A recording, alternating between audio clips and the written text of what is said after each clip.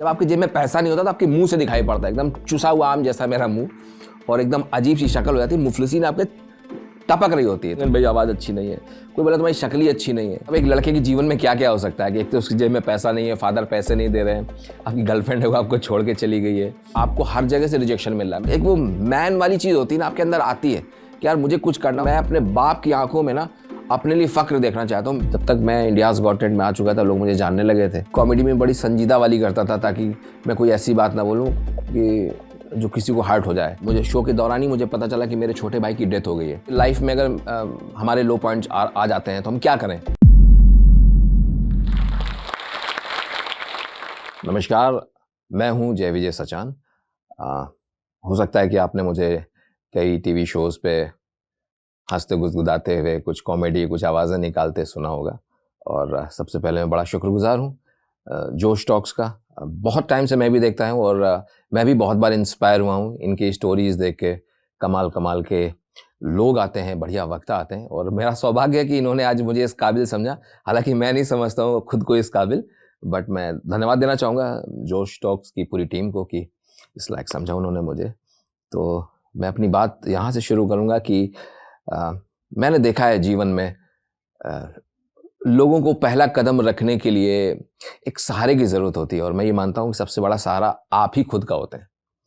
मैं रहने वाला हमीरपुर का हूँ, उत्तर प्रदेश में एक जगह है कानपुर के पास में, बुंदेलखंड बोलते हैं, और लोग बैंकिंग के टर्म में बोलते हैं कि वो एक सेमी अर्बन प्लेस है, बट वो एकदम रूरल प्लेस है। मैं वहाँ से आता हूँ। बचपन की मेरी पढ़ाई लिखाई वहीं पर हुई। मेरे फादर की एक छोटी सी एक शॉप थी, चश्मे की एक फ़ोटो स्टूडियो था। मेरी माँ कुछ सालों तक वो ब्यूटिशियन रही।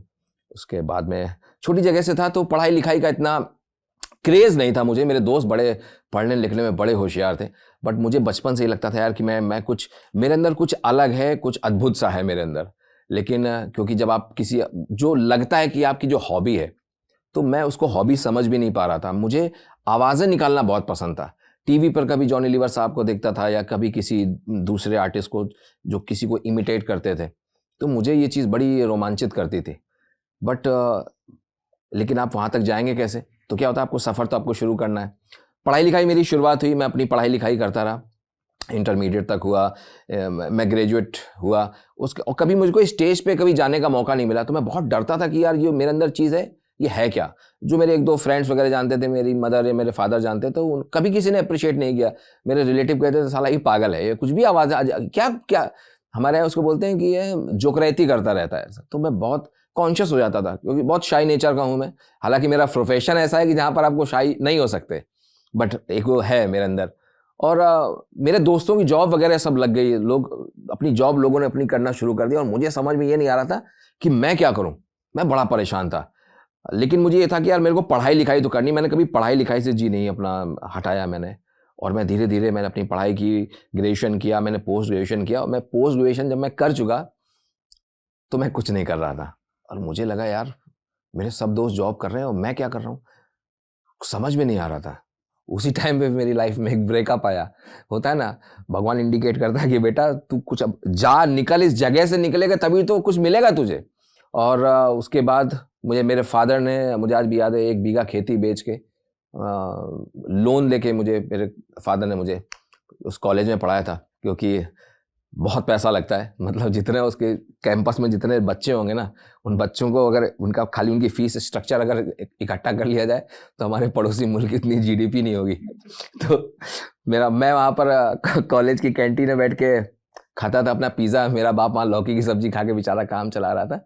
बट मैंने समझा कि मेरे फादर ने बहुत मेहनत की है और बड़ी मुश्किल से मुझे पैसा दिया है। तो और मैंने अपने जीवन में मैंने सबसे ज़्यादा मेहनत मैंने 2009 से करना शुरू किया, जहाँ पर मुझको ये रियलाइज़ हुआ कि माँ बाप बहुत मेहनत से पैसा कमाते हैं। वो मेरी ज़िंदगी का रियलाइज़ होता है कि यार आपको कुछ करना है। तो एक छोटे शहर का आदमी जो हमीरपुर से निकला, जो लखनऊ गया, उसने लखनऊ में अपनी पढ़ाई पूरी की, और फिर मुझे जाना था अपनी अगली मंजिल की तरफ, दिल्ली।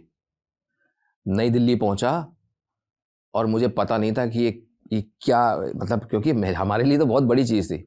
और मुझे आज भी याद है, मैंने 11 मई 2011 को मैंने एक कंपनी ज्वाइन की थी, मैंने ब्रॉडकास्टिंग की कंपनी। और मुझे जॉन्डिस था और मैं सही नहीं हुआ था।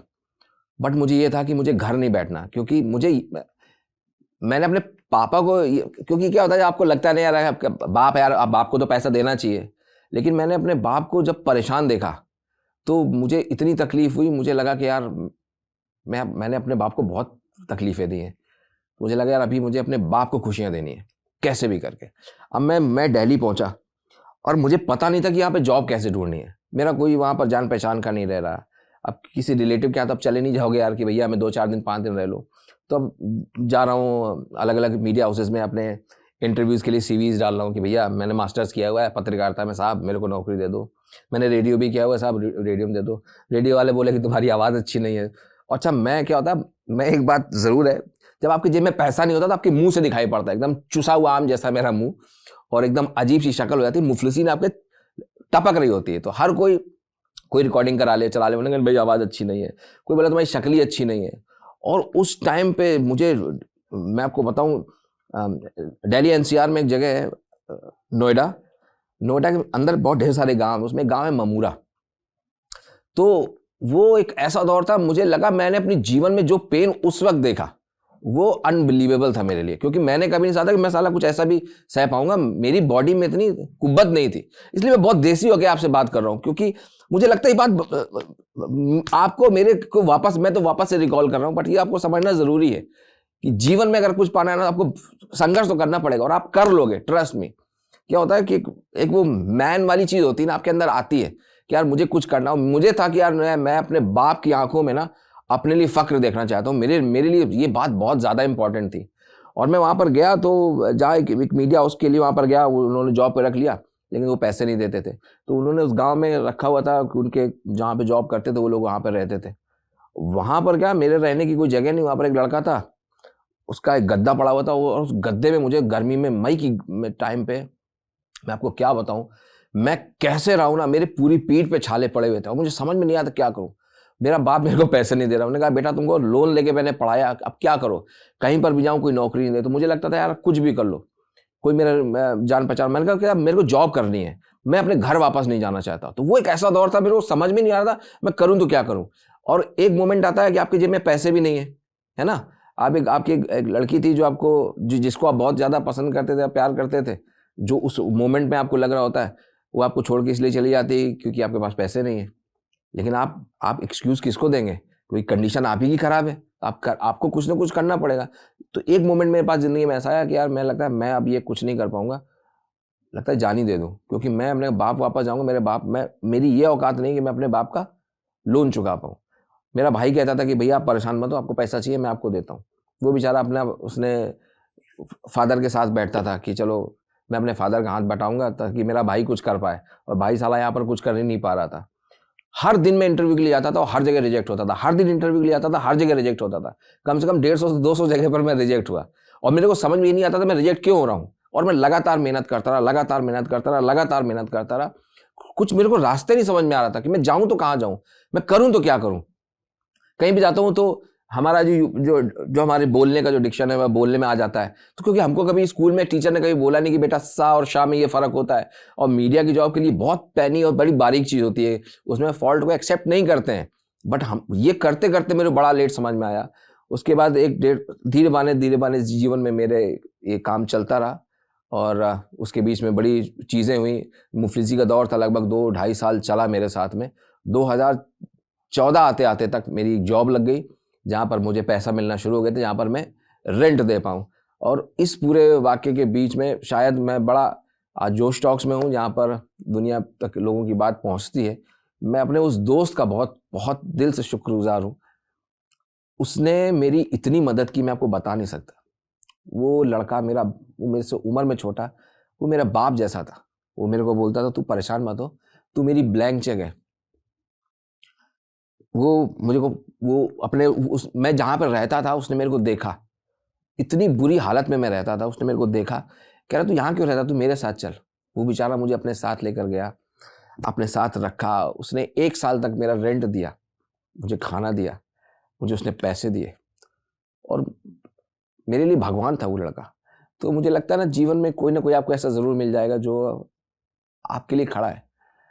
मेरे उस दोस्त का नाम था Pankaj Singh. And thank you so much Pankaj यार, तू हमेशा मेरे लिए खड़ा रहा और आज मैं तेरे लिए खड़ा हूँ, एज यू नो।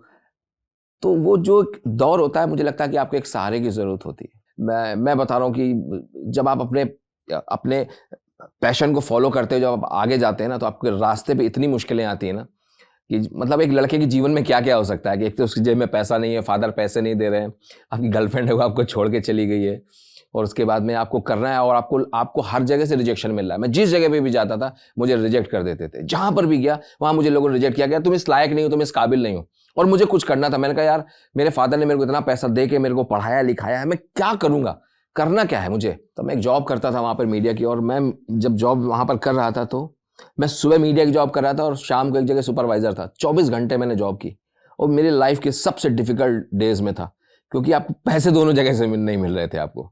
तो मुझे समझ में नहीं आता मैं करूं तो क्या करूं। उस टाइम पे 2014 इंडियाज गॉट टैलेंट का ऑडिशन मैं हर साल देने जाता था, कभी सिलेक्ट नहीं हुआ। तब फिर मेरी जॉब लग गई थी, मैं पैसे ऐसे कमाना मैंने शुरू कर दिया था। मेरे दोस्त ने बोला कि एक बार और चला जा, तू किसी दूसरी चीज़ के लिए बना है। तो मैं बड़ा शुक्रगुजार हूँ उसका कि मैंने कहा चलो चला जाता हूँ। और उस दिन मैं वहाँ पर गया और वहाँ पर मैं सिलेक्ट हुआ टीवी राउंड के लिए। तो मैं अपनी जॉब छोड़ के मैं मुंबई आया पहली बार 2014 में। लेकिन जब मैं मुंबई आया तो मुझे ये नहीं पता था कि यहाँ पे शुरुआत कैसे करनी है, कि आपको ऑडिशंस कैसे देने हैं। तब तक मैं इंडियाज़ गॉट टैलेंट में आ चुका था, लोग मुझे जानने लगे थे। मुझे धीरे धीरे वॉइस ओवर्स के काम मिलना शुरू हो गए। मैं थोड़ा कॉमेडी में बड़ी संजीदा वाली करता था, ताकि मैं कोई ऐसी बात ना बोलूं कि जो किसी को हर्ट हो जाए। मीडिया की पढ़ाई की थी तो मुझे ये पता था कि आपको एक टारगेट ऑडियंस सेट करके रखना है, आपको स्पेसिफिकली क्लीन कॉमेडी करनी है, आपको ये करना है। मैं पढ़ा लिखा था तो मुझे पता था कि यहाँ चीज़ें कैसे किस डायरेक्शन पे जानी है। ऑडिशंस देने के लिए गया अलग अलग जगह पर, बहुत जगह से रिजेक्ट हुआ। लेकिन तब तक मेरे को ये मुंबई आते आते तक मुझे ये रियलाइज़ हो गया था कि मैं कुछ कर पाऊँगा। मैं 2015 में मुंबई आया था, और 2015 में मुझे मुंबई से पैसे मिलना शुरू हो गए। तो मैं कहीं जॉब नहीं कर रहा था यहाँ पर, बट मैंने ही पहली बार ये देखा कि मुंबई में आपको सब कुछ मिलता है। क्योंकि मैं इतना संघर्ष करके आया था, मैं पढ़ा लिखा था, मैंने जॉब की थी, तो मैं यहाँ पर आके अपनी डिसीजंस ले पा रहा था। रिजेक्शन यहाँ भी होते थे कि यार तुम ये चीज़ सही नहीं कर रहे हो, तुम वो चीज़ सही नहीं कर रहे हो। मैंने कभी उसको ईगो पे नहीं लिया। मैंने सोचा कि मेरे को सीखना है। एक शो आया, फिर दूसरा शो आया, फिर तीसरा शो आया, 2-3 रियलिटी शोज में कर चुका। मैंने कभी नहीं सोचा था कि आज मैं जो ज़िंदगी जी रहा हूँ मैं कभी भी वो देख पाऊंगा। मैंने वो देखा अपने जीवन में। और फिर एक बार शाहरुख खान साहब से मुलाकात हुई, और उसके बाद से तो मेरी जीवन ही मेरा बदल गया। चीज़ें होती गई उसके बाद से, बहुत प्रॉब्लम हुई। अलग अलग जगह पर आप जाते हैं, आपको चीज़ें आपके हिसाब से नहीं होती हैं, आपके मुताबिक नहीं होती हैं, और आपको एक सिस्टम को फॉलो करना होता है। यहाँ पर मुंबई में मेरा कोई गॉडफादर नहीं था। बहुत से लोगों ने बहुत चीज़ें बोली कि यार नेपोटिज्म होता है, ये होता है। मुझे लगता है जब दुनिया में कोई इस तरह की बातें करता है कि जब आदमी को कुछ लाइफ में नहीं करना ना, तो उसको बहाना ढूंढता है। मैं भी बोल सकता था, लेकिन मैंने मेहनत की, और मुझे मुंबई ने वो दिया जो मैंने कभी सोचा नहीं था। मैंने कई टीवी शोज़ कर लिए। मैं जिस शो को देख के मैं इतना इंस्पायर हुआ था, द कपिल शर्मा शो। मुझे लगता था यार क्या लाइफ है। आज मैं उस शो पे जाता हूँ, वहाँ पर मैं परफॉर्मेंस करता हूँ, इंटरनेशनल शोज़ जाकर करता हूँ, लोग मुझे देखते हैं, मुझे पसंद करते हैं, प्यार करते हैं। तो मेरे लिए बहुत बहुत कमाल की चीज़ है बीइंग एन आर्टिस्ट। मुझे 2 ऐसी चीज़ें हुई मेरी जीवन में, जैसे कि लोग जानते भी हैं, न्यूज़ में भी लोगों ने पढ़ा होगा। मैं एक शो कर रहा था, और मुझे शो के दौरान ही मुझे पता चला कि मेरे छोटे भाई की डेथ हो गई है। और मेरी ज़िंदगी का सबसे डिफ़िकल्ट मोमेंट था कि मैं इसको कैसे हैंडल करूँ। लगातार मेरे मोबाइल पे कॉल आ रहे थे मेरी मॉम के। तो मैं 2 सेट में था, तो मैंने जल्दी एक सेट ख़त्म किया। मैंने माँ से बात की। मैंने कहा मम्मी आपको बोला है ना यार बार बार कॉल मत किया करो। तो उन्होंने बोला कि बेटा सानू की डेथ हो गई। और तुरंत उसके 2 मिनट के बाद ही एंकर ने आवाज़ दी कि एक बार हम फिर से जय विश्वजान जी को बुलाना चाहते हैं स्टेज पे। तो वो मेरी जीवन का बड़ा डिफ़िकल्ट पार्ट था। बट एक इंसान होकर आपको जीवन में, मुझे लगता है आपको बहुत कुछ सहना पड़ता है। एक आर्टिस्ट की ज़िंदगी में ये कुछ ऐसी चीज़ें होती हैं जो उसको आर्टिस्ट, मुझे लगता है, बनाए रखती हैं। कभी पढ़ा था, कभी किसी मैगज़ीन में पढ़ा था, ये चीज़ें हुई मेरे साथ में। बट मैं बड़ा खुशनसीब समझता हूँ कि मैं वो कर पाया जीवन में जो मैं चाहता था। बहुत से लोग हैं जो आप छोटे शहरों से हैं, बहुत से लोग हैं जो करना चाहते हैं, मैं देखता हूँ अक्सर। मैं किसी को वो नहीं बोलता कि आपको ये नहीं करना चाहिए। बहुत से लोग हैं जो पढ़ाई लिखाई छोड़ देते हैं। मेरा एक ये मानना है कि आपको पढ़ना लिखना बहुत ज़रूरी है। हो सकता है कहीं कोई बात अजीब लगे, क्योंकि मैंने देखा है कि आजकल लोग बोलते हैं कि नहीं, आपको स्किल्ड होना ज़रूरी है ना? आप घड़ा जब तक पकेगा नहीं ना, जब तक वो पकेगा नहीं ना, तब तक उसमें आप पानी कैसे भर लोगे? ढीली मिट्टी होगी तो वो निकल जाएगा, जब तक वो बैलेंस कर पा रहा है, ज़्यादा वेट होगा निकल जाएगा। इसलिए आपको पढ़ना लिखना बहुत ज़रूरी है। आपकी लाइफ में जो आपके डिसीजंस हैं, जो आपके डिसीजन मेकिंग मोमेंट्स आएंगे, आपको बहुत हेल्पफुल होगा। मैं अपनी बहुत अच्छी ज़िंदगी जी रहा हूँ। मेरे फादर मुझसे बहुत खुश है। मैं अपने माँ बाप के चेहरों पे अपने लिए खुशी देखना, मेरे बाप के चेहरे पे अपने लिए आज फ़क्र देखता हूँ, तो मेरे लिए दुनिया का सबसे बड़ा ताज है वो। मैं आज देखता हूँ मेरा बाप मुझसे खुश है। मेरे फादर ने कभी भी, मेरी मदर ने कभी वो चीज़ें नहीं देखी थी। बेचारे एक वॉशिंग मशीन भी लेनी होती थी ना, तो साल 2 साल पैसे जोड़ते थे। जब तक मैं जवान हो चुका था, मेरे घर में लिमिटेड चीज़ें ही होती थी, क्योंकि एक साधारण आदमी जिसकी एक चश्मे की दुकान, एक फ़ोटो स्टूडियो है, उससे कितना पैसा निकलेगा और कितना अपने 2 बच्चों को पढ़ाएगा, लिखाएगा, सब कुछ करना है। तो फिर जब मेरे पास पैसा आया, तो मैंने सबसे पहला यही काम किया। मैंने अपने घर का जितना पुराना सामान था वो सब हटवाया, मैंने अपना घर बनवाया। मैंने कहा अभी मेरे को सिर्फ ये चाहिए कि मेरा बाप खुश रहे। मेरे पापा मेरे को बोलते थे कि जब बेटा तू पैसा कमाना तब देखेंगे, तब तू खर्च करना। आज मैं पैसे खर्च करता हूँ, अपने फादर पे पैसे खर्च करता हूँ। मेरे लिए मुझसे जो हो पाता है मैं अपने माँ बाप के लिए करता हूँ। ज़िंदगी ऐसी बदलेगी कि अब मेरे दोस्त मेरे को ताने मारते हैं कि तू समझ में नहीं आता, तू धरती पे रहता है कि आसमान पे रहता है, आधे टाइम तू ट्रैवल करता रहता है। मैंने कभी नहीं सोचा था कि इतने साल लग गए हमीरपुर से लखनऊ, लखनऊ से मुंबई और मुंबई तक पहुंचने में मेरे जो टाइम लगा, उसके बाद जो ज़िंदगी बदली। मैं कितने देश हो आया, मेरे इंटरनेशनल शोज़ होते हैं, मैं वहाँ पर जाता हूँ, मैं अच्छा पैसा कमा रहा हूँ, अपने पैशन को फॉलो कर रहा हूँ, और मैं बड़ा खुश नसीब समझता हूँ कि मुझे ईश्वर ने इस लायक समझा और मैं ये कर पाया। इसीलिए मैं जब भी मुझसे छोटी उम्र के लोग मिलते हैं, मुझसे पूछते हैं भैया हमको ही करना है, तो करो, कर लोगे, और बोलते हैं कि हमने इतने साल ट्राई किया फिर हम ये नहीं कर पाए। मैं हमेशा उनको एक बात बोलता हूँ, जीवन में आदमी तभी सफल नहीं होता जब वो अपने गोल बदलता रहता है। अगर आपने ये डिसाइड किया है कि आपको ये चाहिए, आपको मिलेगा। ट्रस्ट मी, मुझे मिला है। अगर मुझे मिल गया, मैं मानता हूँ फिर किसी को भी मिल सकता है। एक चीज कभी नहीं रहती यार, मतलब बोलते ना कूड़ेदान कभी साली जगह बदलती यार, आपकी जगह बदलेगी, बस आप उसको फॉलो करते रहो, आप कंटिन्यू आप काम करते रहो। अब ये नहीं करना है कि सपोज आपको आर्टिस्ट बनना है, तो आपने कहा यार मैं आर्टिस्ट बनूंगा, मैं जॉब नहीं करूंगा। आप खुद को ही नहीं टेस्ट कर रहे हो, आपने पहले से एक बना रखा है, आप बनाओ, आपको यहां जाना है। रास्ता कठिन होगा लेकिन आप शुरुआत तो करो। शुरुआत तक अगर आपने पहला कदम नहीं रखा, आपने पहला कदम आगे रखने में अगर आपने टाइम लगा दिया तो आपको बहुत टाइम लगेगा। देखिए क्या होता है, आपने एक मंजिल चुनी है, तो ये मतलब मेरी अपनी एक पर्सनल थ्योरी है, बट आप उससे रिलेट कर पाएंगे, क्योंकि मैंने खुद को यही बात बोल के खुद को भरोसा दिया था। इतनी बड़ी दुनिया में, अब सोचिए अगर आप हिंदुस्तान में हैं और आपको इस इंडिया के अंदर ही आपका एक पर्टिकुलर एक पैशन है जिसको आपको फॉलो करना है, कुछ भी करना है आपको, बट आप अकेले नहीं हैं, हजारों लाखों लोग हैं। अब आपका ड्रीम पॉइंट ये है कि आपके यार ये है ड्रीम, अब उस रास्ते पे आप भी चल रहे हैं और बाकी लोग भी चल रहे हैं, लेकिन जब आप अपनी मंजिल पे चलेंगे तो सिलेक्टिव लोगों को ये मिलेगी। तो गॉड भी देता है कि भाई इसमें जाने लायक कौन है, तो आपके रास्ते में इतने रोड़े आएंगे ना, तो एक एक करके आदमी कटता चला जाएगा, एक एक करके कटेगा। लेकिन वो मंजिल में जहां जो उसने बीच वाला वो सफर तय कर लिया ना, वो 101% पहुंचेगा, 101%। मेरे को बोलते थे यार तुम कभी कुछ नहीं कर पाओगे। देखिए चैलेंजेस लीजिए, मैं बहुत जेन्युइन बात बता, आप चैलेंजेस लो। आप, मेरे पापा ने कहा तू पढ़ नहीं पाएगा, मैं डबल मास्टर्स हूँ। हाँ, वो बोले कि तेरी शक्ल अच्छी नहीं, तेरी आवाज अच्छी नहीं है। मैंने रेडियो में जॉब किया, मैंने मीडिया में जॉब किया। लोग बोलते थे यार ये तेरी जैसी अब ऐसी आवाज है ना तो हजारों निकालते हैं, इससे कुछ नहीं होगा। उसके बाद में मतलब ठीक ठाक ही लोग मुझे जानते हैं, पहचानते हैं। उन लोगों ने बोला कि यार ये कितने दिन का करियर है, इसमें कोई इज्जत नहीं मिलती। बहुत इज्जत मिलती है साहब, बहुत। मैंने तो कभी सोचा नहीं इतनी इज्जत मुझे मिली, इतनी मैं बता नहीं सकता हूं। तो कौन क्या कहता है, ये नहीं कि मैं एक एग्जाम्पल दे रहा हूं अपना कि कौन क्या कहता है। आप जो भी कर रहे हो खुद पर बिलीव करो, ट्रस्ट मी। आपने सोचा भी नहीं है, गॉड आपको वो देगा। लोग बोलते थे मैं इसमें कितने पैसे कमा लोगे, मैं ऐसे बताना अच्छा लगता है, मैं ठीक ठाक पैसा कमाता हूँ और बहुत अच्छा टैक्स देता हूँ। तो अपनी चीजों पर बिलीव जरूर करना, और आप जो पैशन आप फॉलो करते हो, मतलब दोस्त ट्रस्ट मी 100% मिलेगा, मैं गारंटी देता हूं। क्योंकि आप जोश टॉक्स देख रहे हैं तो जाहिर सी बात है कि आप अपनी जिंदगी में कुछ बड़ा करना चाहते हैं और वो सारे स्किल्स सीखना चाहते हैं जिनसे आप अपने सपने पूरे कर सकें। और आपके इन्हीं सपनों को पूरा करने में मदद करता है जोश टॉक्स का इंग्लिश स्पीकिंग ऐप, जिसमें हम आपकी मदद करते हैं उन सारे स्किल्स को सीखने में जिनसे आप बाकियों से आगे बढ़ सकते हैं।